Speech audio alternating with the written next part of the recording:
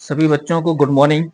बच्चों, आज हम कक्षा 12वीं फिजिक्स अध्याय 9 करण प्रकाश की इसके अंतर्गत इस लेक्चर में लेंस निर्माता सूत्र इसके बारे में पढ़ेंगे। ठीक है, तो लेंस निर्माता सूत्र क्या होता है, आपको इसकी डेफिनेशन आएगी और डेफिनेशन के साथ इसको प्रूफ करने के लिए आता है। तो डेफिनेशन आप देखेंगे कि लेंस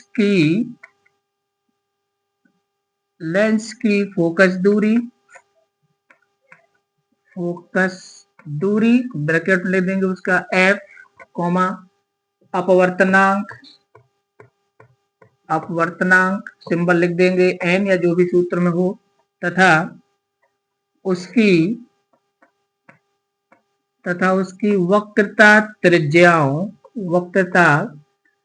त्रिज्याओं में संबंध दर्शाने वाले सूत्र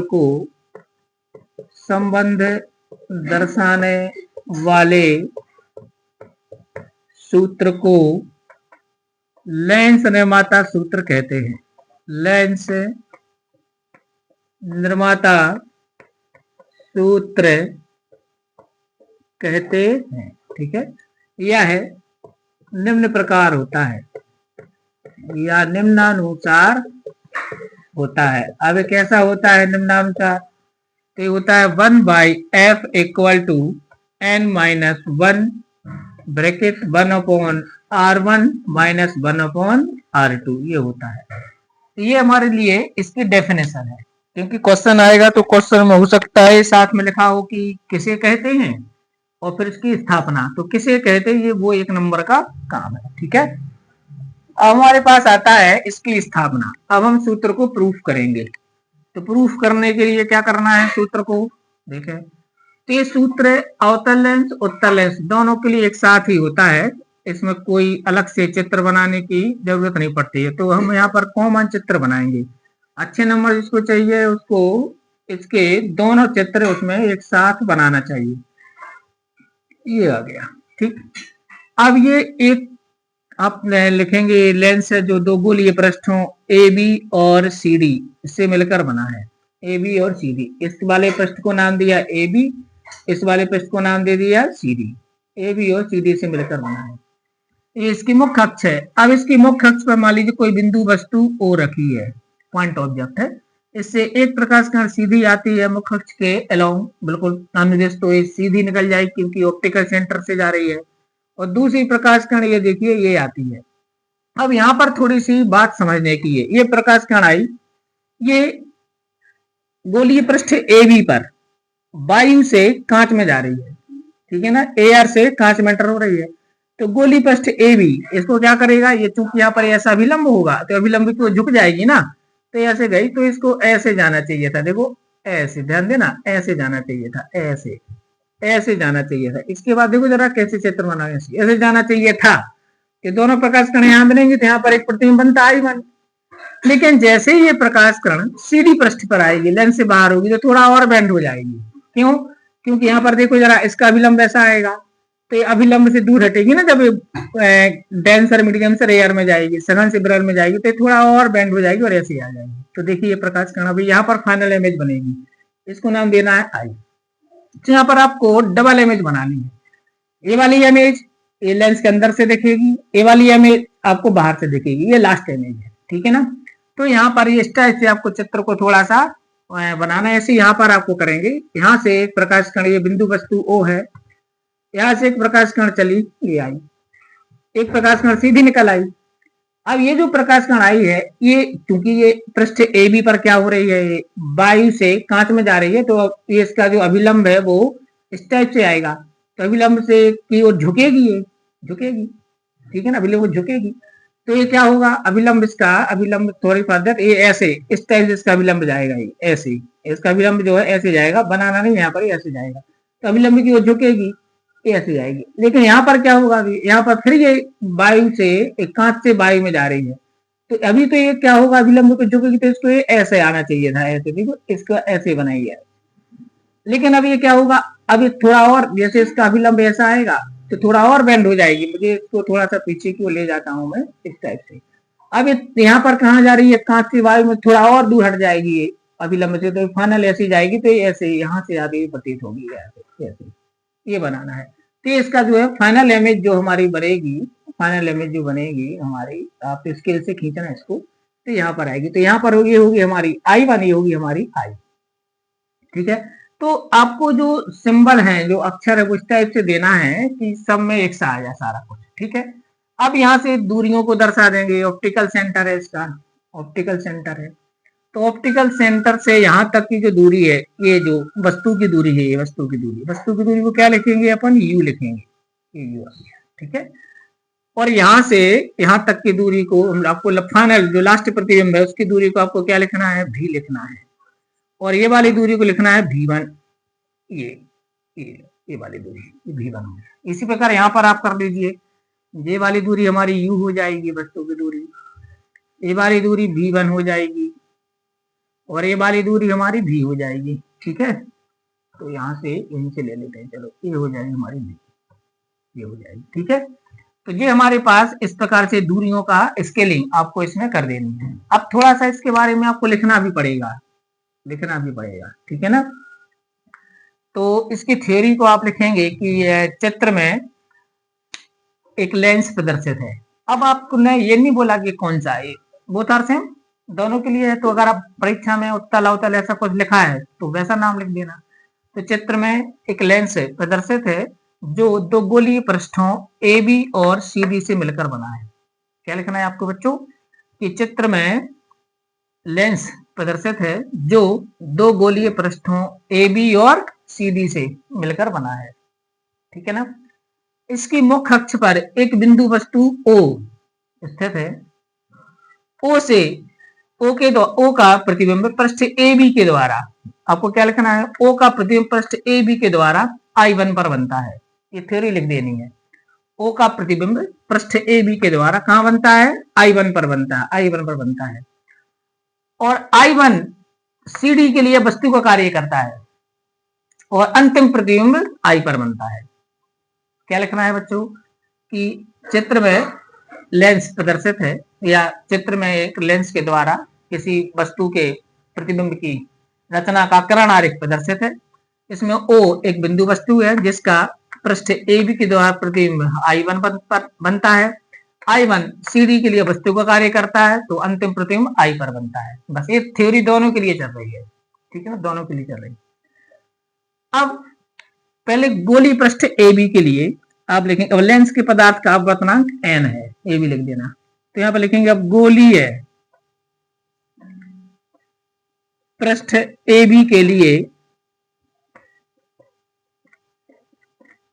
लिए अपवर्तन सूत्र से, या गोलीय पृष्ठ के अपवर्तन सूत्र से, गोलीय पृष्ठ के अपवर्तन सूत्र से, गोलीय पृष्ठ का अपवर्तन सूत्र लगा दो। गोलीय पृष्ठ के अपवर्तन सूत्र से क्या आएगा, अपवर्तन सूत्र आपको पढ़ाया था, याद होगा आपको, क्या है, mu upon v minus 1 upon u equal to v minus 1 upon r। तो यहाँ पर आ जाएगा n upon v minus 1 upon u equal to n minus 1 upon r। आपको याद होगा ये सूत्र था। ठीक है ना, ये गोलीय पृष्ठ के लिए अपवर्तन सूत्र था, हमने लास्ट टाइम प्रूफ किया था। तो मैंने यहाँ पर n अपॉन v को लिखना है v1, क्योंकि पृष्ठ AB के लिए जो प्रतिबिंब की दूरी है वो V1 है, I1 पर बनता है, और यहाँ पर U तो U ही है, यहाँ पर N ही है, यहाँ पर लिख देना है R1। ये क्या है, AB की वक्रता त्रिज्या, पृष्ठ AB की वक्रता त्रिज्या। ठीक, तो क्या लिखना है, गोलीय पृष्ठ AB के लिए गोलीय पृष्ठ के अपवर्तन सूत्र से, या सिर्फ अपवर्तन सूत्र से, क्या आ जाएगा, n upon v1 minus 1 upon u equal to n minus 1 upon r1। अब आप चाहो तो लिख देना है, यहाँ पर r1 गोलीय पृष्ठ AB की वक्रता त्रिज्या है। r1 क्या है, r1 गोलीय पृष्ठ AB की वक्रता त्रिज्या है। ऊपर लिखा नहीं था ना, इसलिए वक्रता त्रिज्या है। हर एक सिंबल को डिफाइन करना होता है, इसको दे दे क्वेश्चन फर्स्ट, कोई दिक्कत नहीं यहाँ पर। ठीक है, n क्या है, n है वो इसका अपवर्तनांक, क्योंकि यहाँ पहला माध्यम ही है, दूसरा ये है, तो n इसका अपवर्तनांक हो गया। अब AB CD पर क्या हो रहा है, CD पर प्रकाश किरण कांच से वायु में प्रवेश कर रही है। अच्छा, CD पर प्रकाश किरण प्रकाश किरण कांच से कहां पर प्रवेश कर रही है? वायु में, वायु में प्रवेश करती है, वायु में प्रवेश करती है। अतः अतः पृष्ठ सीडी के लिए, पृष्ठ सीडी के लिए अपवर्तन सूत्र से, अपवर्तन सूत्र से, अब पृष्ठ सीडी के लिए लगाना है अपवर्तन सूत्र, है ना, दोनों पृष्ठ को अलग अलग लगाना है। तो ध्यान देना, ये बात बहुत इंपॉर्टेंट है। सीडी पर, ये जो सीडी पृष्ठ है, ये जो सीडी पृष्ठ है, प्रकाश किरण क्या हो रही है? कांच से वायु में जा रही है। तो यहाँ पर ये पहला माध्यम हो गया, दूसरा हो गया। तो अब किसका अपवर्तनांक निकलेगा? इसका निकलेगा इसके सापेक्ष। तो अगर वायु के सापेक्ष कांच का अपवर्तनांक n है, तो कांच के सापेक्ष वायु का 1/n होता है। हम पढ़ चुके हैं रिवर्सिबल थ्योरी में। तो यहाँ पर क्या आएगा? अपवर्तन सूत्र यही वाला लगाओ। तो यहाँ पर n को लिखेंगे 1/n upon v minus 1/v1, यहाँ पर v1 आ जाएगा, इक्वल टू यहाँ पर भी 1/n माइनस 1/r2 ये लिखा जाएगा। ठीक है ना। अब देखो जरा ये क्या बदल गया। 1/n क्यों लिखा? क्योंकि प्रकाश किरण सीधी पृष्ठ पर कांच से वायु में जा रही है। तो वायु के सापेक्ष कांच का अपवर्तनांक n है, तो कांच के सापेक्ष वायु का 1/n होगा। तो जहां जहां n है वहां 1/n आ जाएगा। क्लियर? क्लियर। फिर यहाँ पर जो आपको ऊपर थ्योरी में बोला था शुरू में कि I1 CD के लिए वस्तु का कार्य करता है, वस्तु का कार्य, तो इसके लिए वस्तु की दूरी क्या आ जाएगी? V1। तो यहाँ पर U की जगह V1 लिखेंगे। और फिर अंतिम प्रतिबिंब I पर बनता है, तो I की दूरी क्या है? V प्रतिबिंब की, तो यहाँ पर V आ जाएगा। ठीक है। और R2 इसकी वक्र त्रिज्या है, तो यहाँ पर लिख देंगे R2। थोड़ा सा मैं इसको सोल्व कर देता हूँ। 1/n into V minus 1/V1 equal to 1 minus n upon nR2। n को मैंने एलसीएम ले लिया है ना। इसको दे दे, अभी इसको दे देते हैं, अभी इसको ऐसे ही रहने दो। ठीक है ना। और n से आप गुणा कर दो पूरे में, n से गुणा करने पर, n से क्या करने पर? गुणा करने पर। फिर हम थ्योरी के बारे में थोड़ा कुछ लिखेंगे।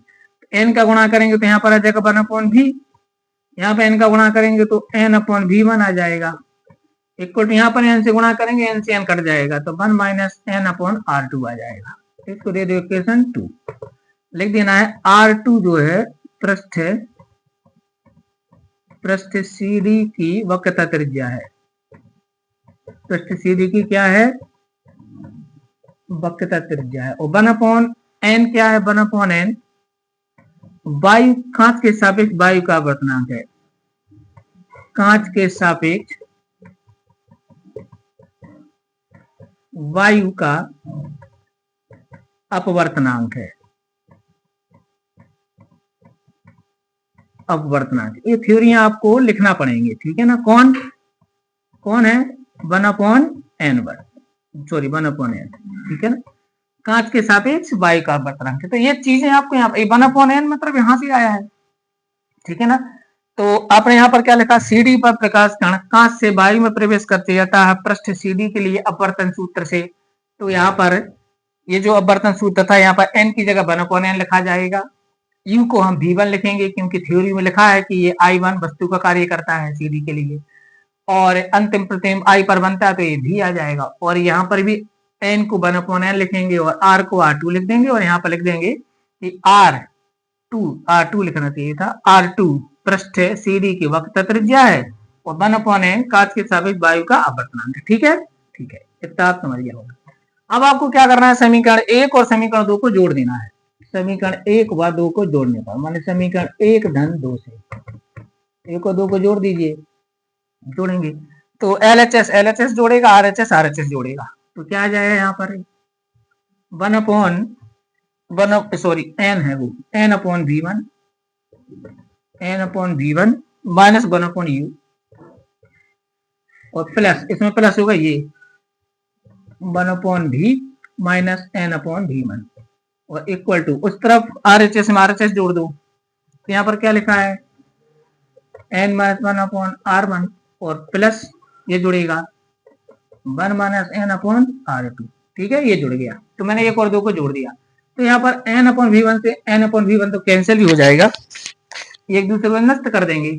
तो क्या बचा हमारे पास, ये लिखो 1/v1 बचा, 1/v बचा, माइनस 1/u बचा, ठीक है, इक्वल टू यहाँ पर n-1/r1 बचा, और यहाँ पर मैं माइनस कॉमा ले लेता हूँ तो ये भी n-1 हो जाएगा अपॉन r2।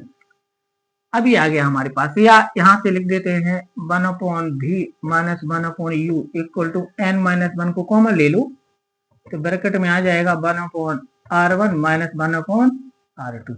इसको दे देते हैं इक्वेशन थर्ड तक पहुंच गए अपन, ठीक है ना। बस अपन प्रूफ हो ही गया है, बस प्रूफ हो ही गया है ना, पूरा आ रहा है कैमरे में, ये दिखा, ठीक है। तो 1/v minus 1/u equal to n-1 bracket start 1/r1 minus 1/r2। अब यहाँ पर एक कंडीशन लगानी है, अपन को लिखना है कि यदि वस्तु अनंत पर हो, ऐसी वस्तु अनंत पर हो, तब प्रतिबिंब कहां बनता है बताओ, तब प्रतिबिंब फोकस पर बनेगा, फोकस पर बनेगा, ये अपन कल पढ़ा था, ये कंडीशन लगानी है, ठीक है ना। इसलिए u इक्वल टू इंफिनिटी पर v इक्वल टू आएगा f, ठीक है। ये कंडीशन लगा देंगे आपको, क्या, यदि वस्तु अनंत पर हो तब प्रतिबिंब कहां बनेगा, ऑफकोर्स फोकस पर बनेगा। तो यदि यानी कि अगर u की वैल्यू इंफिनिटी लेता हूं मैं तो v की वैल्यू f आएगी, तो ये कंडीशन इसमें लगाओ तो यहाँ पर आएगा, तो क्या आएगा, तो समीकरण 3 से यहाँ लिख देते थे, समीकरण कितने से, 3 से, तो क्या आएगा हमारे पास 3 से, यहाँ आ जाएगा 1/f माइनस 1/इंफिनिटी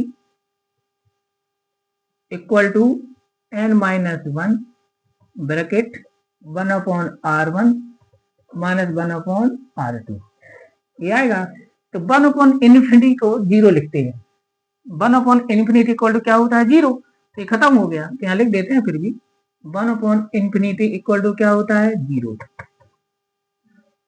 तो यहाँ पर आंसर आ गया 1/f equal to n-1 in the bracket 1/r1 minus 1/r2, ये ब्रैकेट बंद। बस यही हमारा लेंस निर्माता सूत्र है, ठीक है ना। यही क्या है हमारे लिए, लेंस निर्माता सूत्र, यही, ठीक है। देखिए पूरी पिक्चर आ रही है, हाँ आ रही है। तो ये बना हमारे लिए लेंस निर्माता सूत्र, ठीक है ना। तो ये प्रतिबिंब लिखाते हैं यहाँ पे, प्रतिबिंब सिर्फ लिख देता हूँ, तो प्रतिबिंब, ठीक है ना। तो ये हमारे पास यही इट्स प्रूफ, यही लेंस निर्माता सूत्र, आप लिख देना बस, ये हमारा लेंस निर्माता सूत्र, ठीक है। तो क्या आएगा हमारे पास, मैं एक बार फिर से आपको रिवाइज कर दूं पूरा, एक बार फिर से आप देख लीजिए। सबसे पहले आता है लेंस निर्माता सूत्र किसे कहते हैं और इसकी स्थापना कीजिए, इंपॉर्टेंट क्वेश्चन है। तो अपन लिखेंगे कि किसी लेंस की फोकस दूरी f, उसकी अपवर्तनांक n और उसकी पृष्ठों की वक्र त्रिज्याओं के बीच संबंध दर्शाने वाले सूत्र को लेंस निर्माता सूत्र कहते हैं। और फिर आपको लिख देना निम्न प्रकार होता है 1/f equal to n-1 1/r1 minus 1/r2। सूत्र स्थापना, सूत्र स्थापना करते समय दोनों चित्र आपको बना देना है, ठीक है ना। मतलब ये दोनों लेंसों के लिए सत्य है, ठीक, तो ये बना दी। अच्छा ये पतले लेंस है एक्चुअली, थोड़ा सा ये भी आपको ध्यान रखना है। अब आप थ्योरी लिखेंगे, सबसे पहले चित्र बना लेंगे कि यहाँ पर एक मुख्य अक्ष है, मुख्य अक्ष पर बिंदु वस्तु O से ये प्रकाश करने के लिए अच्छा कर्ण आरेख जरूर बनाना, एरो बनाना। तो अगर ये AB के द्वारा प्रतिबिंब I1 पर बनता है, I1 इसके लिए वस्तु को कार्य करता है, अंतिम प्रतिबिंब I पर बनता है। तो ये आपको इस टाइप से इमेज बना देनी है, ठीक है। अब आपको क्या करना है, अब जरा ध्यान दीजिए, है ना। यहाँ पर भी क्या होगा, ये जो ये वाली लाइन है ये भी आपको डॉटेड बनानी है क्योंकि आभासी है, ये भी आपको कैसी बनानी है, डॉटेड, ठीक है ना, ये डॉटेड लाइन बनानी। अब देखिए क्या होगा, अपन पहले थ्योरी लिखेंगे कि चित्र में गोलीय लेंस या लेंस प्रदर्शित है जो दो गोलीय पृष्ठों AB और CD से मिलकर बना है। इसकी मुख्य अक्ष पर एक बिंदु वस्तु O है, O का प्रतिबिंब पृष्ठ AB के द्वारा I1 पर बनता है। I1 CD के लिए वस्तु को कार्य करता है, लिख देना, जिससे अंतिम प्रतिबिंब I पर बनता है। माना y के सापेक्ष लेंस के पदार्थ का अपवर्तनांक n है, तब गोलीय पृष्ठ AB के लिए अपवर्तन सूत्र से ये लिख दोगे n/v1 - 1/u = n - 1/r1 और नीचे लिख देना r1 गोलीय पृष्ठ AB की वक्रता त्रिज्या है। अब यहाँ पर CD पर प्रकाश किरण कांच से कहां प्रवेश करती है, कांच से वायु में प्रवेश करती है, अतः CD के लिए अपवर्तन सूत्र से तो ये वाला लिखोगे। तो अब यहाँ पर n को लिखोगे 1/n, v1 को लिखोगे v और u को लिखोगे v1, ये ध्यान रखना है थोड़ा सा।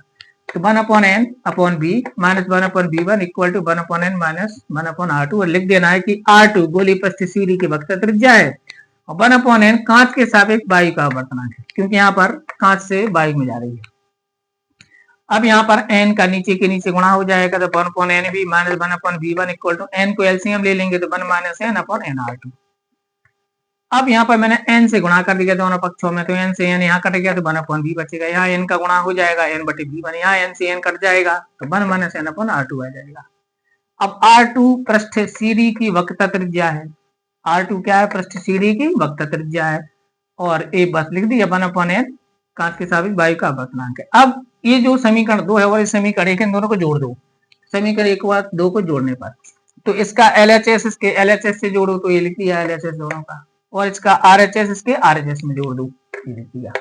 तो यहाँ पर n/v1 प्लस माइनस है तो निरस्त हो जाएंगे, तो 1/v बचा माइनस 1/u बचा equal to n - 1/r1 minus, अभी 1 माइनस n था तो इसको n - 1 लिखा तो ये प्लस का माइनस हो गया, n - 1 को कॉमन ले लिया तो 1/v - 1/u equal to n - 1 bracket 1/r1 - 1/r2। अब यहाँ पर एक कंडीशन लगा देनी है कि यदि वस्तु अनंत पर हो तो प्रतिबिंब फोकस पर बनेगा, तो E = infinity then V = f। तो समीकरण 3 से तो 1/f V को f लिख दो, U को इन्फिनिटी लिख दो।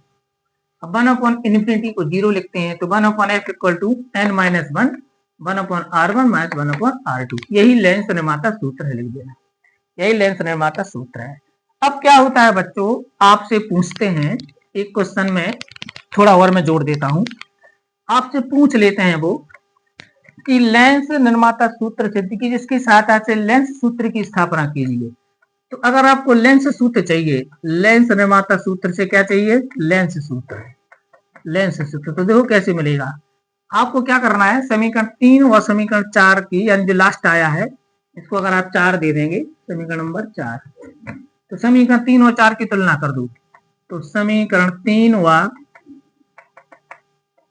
4 से क्या मिलेगा, मैं तुलना करूं तो इनके RHS तो इक्वल है, तो LHS इक्वल कर दो, तो क्या लिखेंगे 1/v - 1/u = 1/f और नीचे लिख देना यही लेंस सूत्र है, यही लेंस सूत्र है, इसी को तो लेंस सूत्र कहते हैं।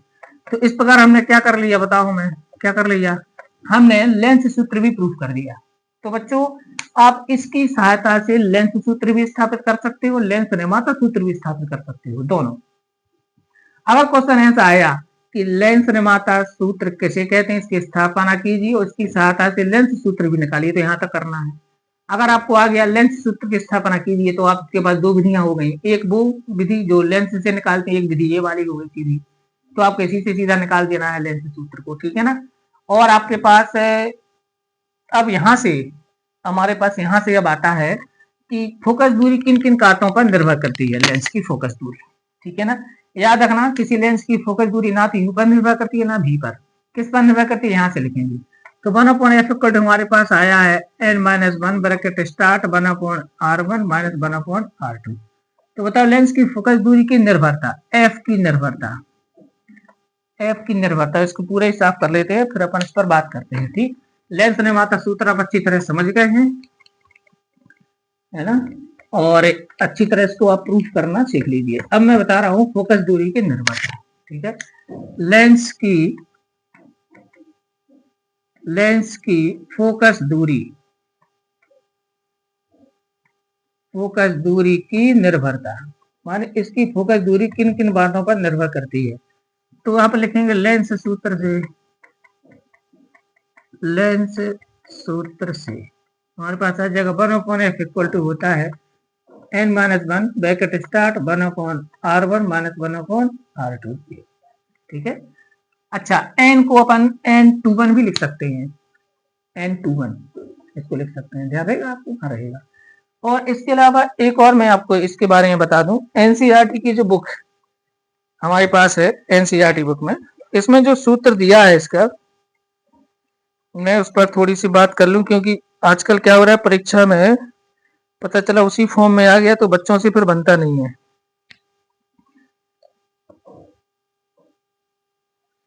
इसमें देखो लेंस निर्माता सूत्र जो लिखा है, इसमें n को उन्होंने n21 लिख दिया है, तो कोई फर्क नहीं पड़ता, ध्यान रखना। हम n को n21 मतलब दूसरे माध्यम के पहले माध्यम के साथ, तो n को उन्होंने n21 लिखा हुआ है लेंस निर्माता सूत्र के लिए। तो थोड़ा सा ध्यान रखना है आप लोगों को कि n को n21 लिखा जाए तो वही n है, वही n21 है, ठीक है, उससे कोई फर्क नहीं पड़ता, वही n है, वही n21 है। अब लेंस की फोकस दूरी की निर्भरता तो किन किन बातों पर निर्भर करती है, नंबर एक सूत्र से देखिए। यहाँ ध्यान रखना, f का संबंध n से व्युत्क्रम संबंध है, देखो व्युत्क्रम है ना, ये 1/f है, तो n का f से व्युत्क्रम संबंध है। सबसे पहले आ गया क्या, अपवर्तनांक पर, अपवर्तनांक, सबसे पहले लेंस की फोकस दूरी निर्भर करती है अपवर्तनांक पर, अपवर्तनांक। तो यदि अपवर्तनांक अधिक है तो फोकस दूरी कम होगी, यदि अपवर्तनांक कम है तो फोकस दूरी अधिक होगी। क्लियर है ना? अपवर्तनांक पर कैसे निर्भर करता है, यदि पदार्थ का अपवर्तनांक, लेंस के पदार्थ का अपवर्तनांक ज्यादा है, लेंस के पदार्थ का अपवर्तनांक अधिक है, अधिक है तो फोकस दूरी कम होगी, तो उसकी फोकस दूरी अपेक्षाकृत कम होगी, तो उसकी फोकस दूरी अपेक्षाकृत कम होगी, अपेक्षाकृत कम होगी। बात समझ में आ रही? हाँ बिल्कुल, मतलब ये इसका उल्टा संबंध है, देखो f का n से उल्टा संबंध है, 1/f है। यदि लेंस के पदार्थ का अपवर्तनांक अधिक है तो फोकस दूरी कम, यदि अपवर्तनांक कम है तो फोकस दूरी अधिक हो जाएगी, दोनों बातें लिख देना है। तो यदि लेंस के पदार्थ का अपवर्तनांक अधिक है तो उसकी फोकस दूरी कम होगी, और यदि अपवर्तनांक कम है तो फोकस दूरी अधिक होगी, तो व्युत्क्रम संबंध चलता है अपवर्तनांक, ठीक है ना, ये आप याद किए। दूसरा था प्रकाश का रंग, प्रकाश का रंग आपको तो पता ही है कि अपवर्तनांक प्रकाश के रंग पर निर्भर करता है। तो आपने क्या देखा था कि बैंगनी रंग के लिए अपवर्तनांक अधिक और लाल रंग के लिए अपवर्तनांक कम होता है। हाँ, हम अपवर्तनांक के लिए फार्मूला पढ़ा था अपन, अपवर्तनांक प्रभावित करने वाले कारक वाले लेक्चर में, देखना। तो यहाँ पर याद रखना, बैंगनी रंग के लिए फोकस दूरी न्यूनतम और लाल रंग के लिए अधिकतम होती है, ध्यान रखना है। बैंगनी रंग के लिए, बैंगनी रंग के लिए लेंस की फोकस दूरी, लेंस की फोकस दूरी, फोकस दूरी न्यूनतम, न्यूनतम और लाल रंग के लिए अधिकतम होती है, लाल रंग के लिए अधिकतम होती है, अधिकतम होती है, ठीक है ना, ये ध्यान रखना, ये ध्यान रखना बच्चों। बैंगनी रंग के लिए फोकस दूरी कैसी होती है, न्यूनतम, सबसे कम होती है। किसी लेंस की फोकस दूरी बैंगनी रंग के लिए कम होती है और लाल रंग के लिए अधिक होती है। क्यों? क्योंकि बैंगनी रंग के लिए अपवर्तनांक अधिक होता है और लाल रंग के लिए अपवर्तनांक कम होता है, तो अपवर्तनांक से इसका व्युत्क्रम संबंध है, ठीक है ना, यह बिल्कुल याद रखना। अगर आता है पृष्ठों की वक्रता त्रिज्याएं, पृष्ठों की वक्रता त्रिज्याएं लो, ठीक है ना, ये है। तो वक्रता त्रिज्याओं का अंतर अगर कम है तो फोकस दूरी अधिक होगी, और वक्रता त्रिज्याओं का अंतर अधिक है तो फोकस दूरी कम हो जाएगी, तो वक्रता त्रिज्याओं पर निर्भर करती है, ठीक है ना। तो वक्रता त्रिज्याओं से आप देख रहे हो इसको कि इसका अंतर है, उसका अंतर 1/r1 माइनस 1/r2 ये वैल्यू है, तो इनका अंतर पर सीधी बात करेंगे अपन। अगर अंतर अगर कम है, 1/r1/r2 का अंतर अगर कम है तो फोकस दूरी अधिक होगी, क्योंकि 1/f है। अगर इनका अंतर कम है तो फोकस दूरी अधिक होगी, यदि अंतर अधिक है तो फोकस दूरी कम होगी। तो वक्र त्रिज्याओं का अंतर पर ध्यान रखना है, ठीक है ना, अंतर पर। नंबर 4 है लेंस के परितः माध्यम, ये बहुत इंपॉर्टेंट है, लेंस के परितः माध्यम, ये इस पर ध्यान दो आप, लेंस के परितः माध्यम। अगर लेंस को हम वायु से किसी भी माध्यम में ले जाएं तो उसकी फोकस दूरी बढ़ जाती है, ये ध्यान रखना। वायु के अतिरिक्त किसी अन्य माध्यम के सापेक्ष लेंस की फोकस दूरी हमेशा अधिक होती है। आप लेंस को अगर वायु से पानी में ले जाएं तो उसकी फोकस दूरी बढ़ जाएगी, ये ध्यान रखना है। तो वायु के अतिरिक्त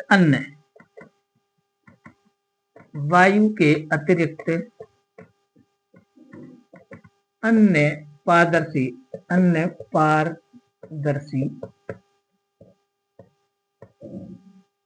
माध्यम में ले जाने पर लेंस की फोकस दूरी बढ़ जाती है। लेंस की फोकस दूरी बढ़ जाती है, ये ध्यान रखना। लेंस की फोकस दूरी बढ़ जाती है, ठीक है ना। फैक्ट याद रखना क्या कि अगर हम लेंस को वायु से पानी में ले जाएं, आपसे कोई पूछे कि एक लेंस को हम वायु से पानी में ले जाते हैं तो फोकस दूरी पर क्या प्रभाव पड़ेगा, तो आपको बोल देना है बढ़ जाएगी। क्या होगा, बढ़ जाएगी। तो वायु के अतिरिक्त किसी अन्य माध्यम में ले जाए, निर्वात तो यहाँ पर हम बात ही नहीं करेंगे निर्वात की, तो क्योंकि माध्यम की बात है तो कुछ ना कुछ होना चाहिए।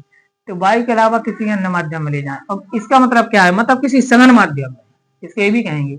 मतलब अगर लेंस को हम किसी सघन माध्यम में ले जाते हैं अभी जहां है उसकी तुलना में, तो फिर अब उसकी फोकस दूरी बढ़ जाएगी। तो आपसे लिक्विड का पूछा जाता है, यदि किसी लेंस को एयर से लिक्विड में ले जाए तो फोकस दूरी पर क्या प्रभाव पड़ेगा, तो आपको फटाक से बोल देना है बढ़ जाएगी, ठीक है ना।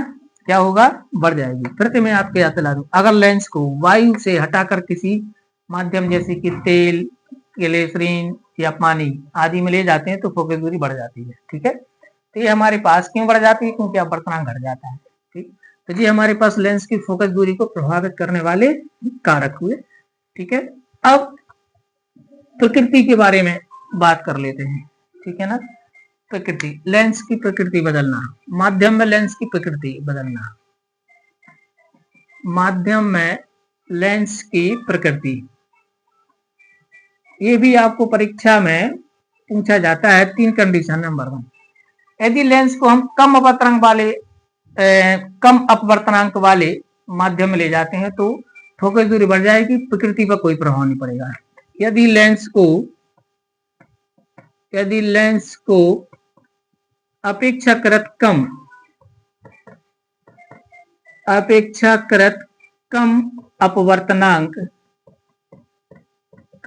अपवर्तनांक वाले माध्यम में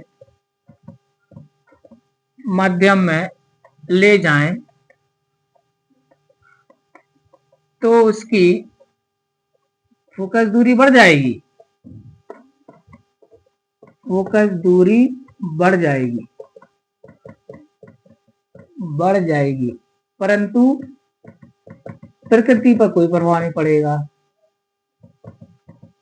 परंतु प्रकृति पर कोई प्रभाव नहीं पड़ेगा, कोई प्रभाव नहीं पड़ेगा। ध्यान देना बच्चे, बात क्या है, नहीं पड़ेगा। इसका मतलब है कि अगर उत्तल लेंस है तो तल की भांति काम करेगा, अवतल लेंस है तो अवतल की भांति काम करेगा, उसकी प्रकृति पर कोई प्रभाव नहीं पड़ेगा, ठीक। क्या लिखा, यदि लेंस को अपेक्षाकृत कम वर्तनांक वाले माध्यम में, जैसे लेंस का वर्तनांक 1.5, उसको हम 1.3 में ले गए, 1.3 वर्तनांक वाले माध्यम में, कोई फर्क नहीं पड़ेगा, प्रकृति पर फोकस दूरी। अब यदि लेंस को समान अपवर्तनांक वाले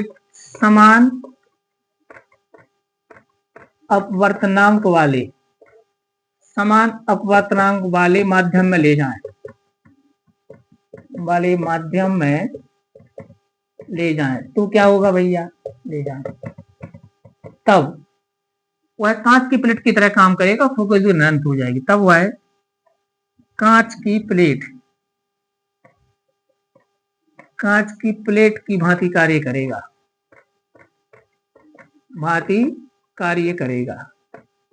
ठीक है, ये ध्यान रखना है। तथा फोकस दूरी अनंत हो जाएगी। कांच की प्लेट की फोकस दूरी अनंत मानी जाती है तथा फोकस दूरी अनंत हो जाएगी। बढ़ी तो गई, फोकस दूरी क्या हो जाएगी, अनंत हो जाएगी, ठीक है, ये जाएगी, फोकस दूरी अनंत हो जाएगी। तीसरा केस है, यदि लेंस को अधिक अपवर्तनांक वाले द्रव्य में ले जाएं, अधिक अपवर्तनांक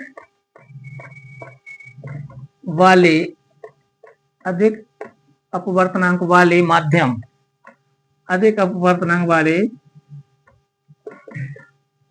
माध्यम में ले जाएं, तब फोकस दूरी बढ़ जाएगी और प्रकृति बदल जाएगी। तब फोकस दूरी बढ़ने के साथ प्रकृति भी बदल जाएगी, प्रकृति भी बदल जाएगी। ठीक है ना। मतलब क्या होगा, इसका मतलब क्या है, अगर आप किसी लेंस को ऐसे माध्यम में ले जाएं जिसका अपवर्तनांक लेंस से अधिक हो, जैसे लेंस का अपवर्तनांक 1.5, हम इसको 1.7 वाले माध्यम में ले गए, अधिक अपवर्तनांक वाले माध्यम ले गए, तो फोकस दूरी तो बढ़ेगी,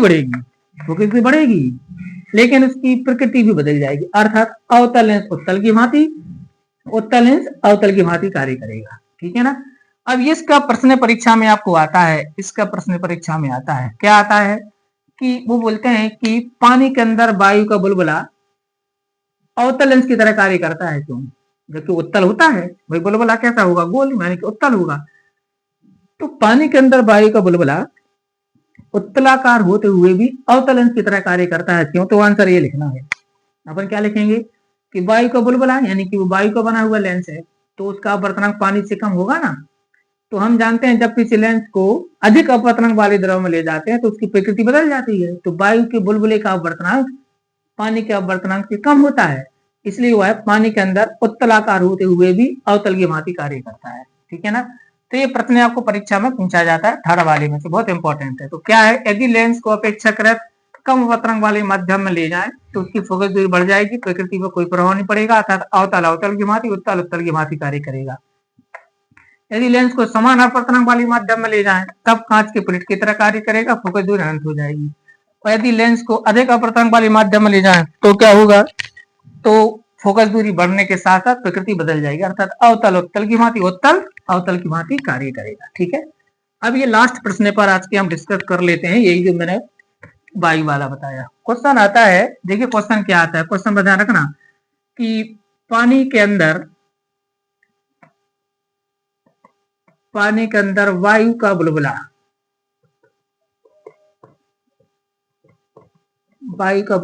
अवतल लेंस की भांति कार्य करता है,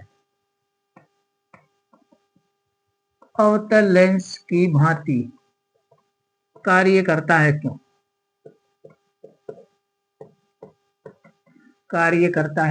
ये क्वेश्चन आता है। ठीक है ना। क्या आता है, अक्सर परीक्षा पूछा गया है कि पानी के अंदर वायु का बुलबुला अवतल लेंस की भांति कार्य करता है, क्यों? तो आपको आंसर क्या देना है, आंसर बुलबुला काहे का बना है, वायु का, तो वायु का अपवर्तनांक पानी से कम होता है ना।